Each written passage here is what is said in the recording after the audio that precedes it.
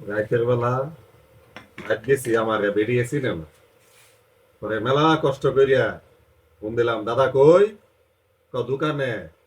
আমি কই, ঠিক আছে আইতাছি, আমার চুল লাগাইতে দেন, আর আমার বাইক গেলে যাচ্ছি না না এদের একটা ব্যবস্থা করে দিন। পরে কইলো, দাদা ফেসিয়াল করুন না।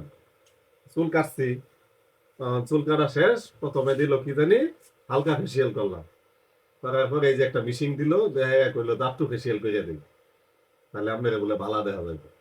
করলাম, এই যখন একটা আবার কি দিল জানি, এই যে এটা লাগাইছে মুখের মধ্যে, তখন মনে করেন যে হালকা ফেসিয়াল চলতেছে। আর আমি জেনে এই ফেসিয়াল করবার আইছি, এটা দোকানের নাম হয়েছে, দাদার দোকানের নাম হয়েছে নিউ স্টার সেলুন, ঠিক আছে? Gents new star saloon and gents parlour. তো এখানে আপনি আইলে এই যে আমার মতো এরকম হালকা ফেসিয়াল করবার পাইবেন, কোনো সমস্যা হইতো না। আর আপনারা দেখে একবার দেখে যাবেন আমি কোন ফেসিয়াল করি, ঠিক আছে? আমি কিন্তু এই যে এইটা দিয়ে আমার ফেসিয়াল করে দিতেছে। প্রথম একবার মুখ ধুইছে, এখন মুখে লাগায় লাগায় রাখছে, আবার মুখ ধুবো, পরে লাস্টে আরেকটা প্যাক আছে, না তিনবার কিন্তু ব্যবহার করতে হয়, ঠিক আছে? পরে কিন্তু আমার বাইক গেলে সবাই চিনবো, এখন চিন্তাছে না।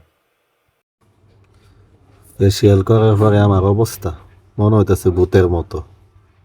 কিরকমটা লাগে, পুরা 4 ঘন্টা ভরা ফেসিয়াল করছে, দাঁতটি শুদ্ধা ফেসিয়াল করে দিছে। এই দেখেন দাঁত কিরম পরিষ্কার হয়েছে। সেই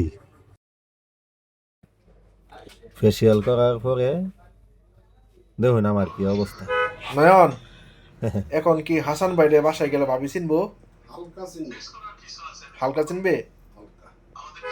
বাইক গেলে চিনবো হালকা।